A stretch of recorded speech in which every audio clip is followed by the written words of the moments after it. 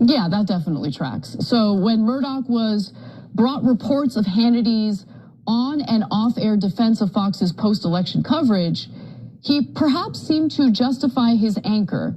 And then he uses the slur, like most Americans. Wolf writes in one chapter that notes how Hannity had pushed Fox to stick by Trump. And so before Murdoch fired Carlson, this is amazing.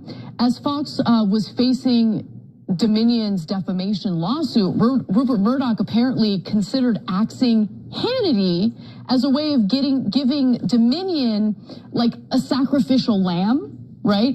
So he was actually considering firing Hannity before firing Tucker Carlson.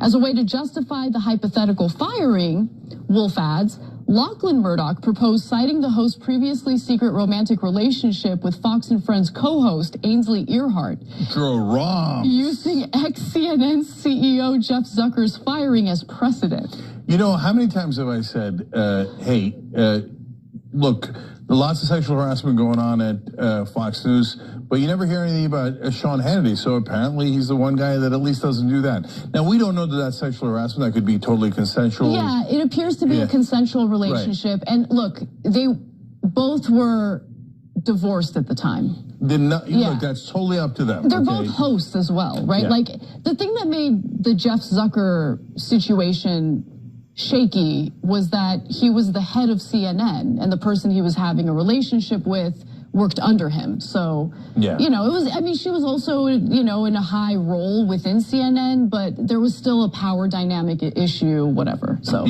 So look, in this case, it's more similar to the ABC story. The two anchors were having a consensual relationship after they got divorced and they got fired for no goddamn reason. That was a sexual harassment, 100% consensual. Neither one reported the other one, et cetera, et cetera. So I'm not trying to bust Hannity's chops on it, but it turns out he was also dating someone in the building, right? That's a very common thing. You remember the story about Jesse Waters and how he let the air out of the tires of someone that was working for him. Producer's tires. Yeah, producer, and then eventually married her and divorced his wife, et cetera. So that stuff tracks. That's happening for sure. Now, in terms of Murdoch calling Hannity a moron and worse, that also tracks. That tracks in two different ways. One, I don't know if you know the Succession 100% based on Rupert Murdoch and Fox News, and they took real stories, and some of the stories in Wolf's book are like straight out of Succession. And so they have great disdain for the hosts. They think, but to me, the most damning part was, if this is true, this is the worst of all. Murdoch said that Hannity was a moron like the average American. Oof. Yeah.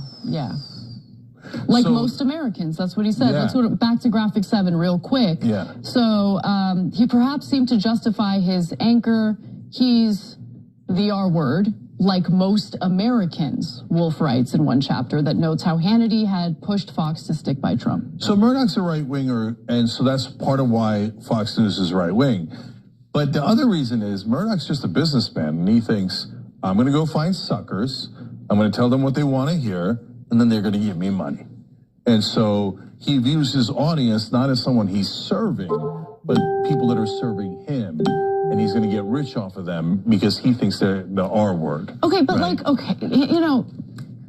have a real problem with viewing Americans, like most Americans, as morons. And the reason why I have a problem with that, especially coming from a piece of crap like Rupert Murdoch, is prior to Fox News, prior to what Rupert Murdoch did with Fox News in America, Americans trusted the media, relatively speaking. When they watched the news, they thought they were getting accurate information. So here's this piece of garbage intentionally misinforming them through politically charged, his politically charged agenda.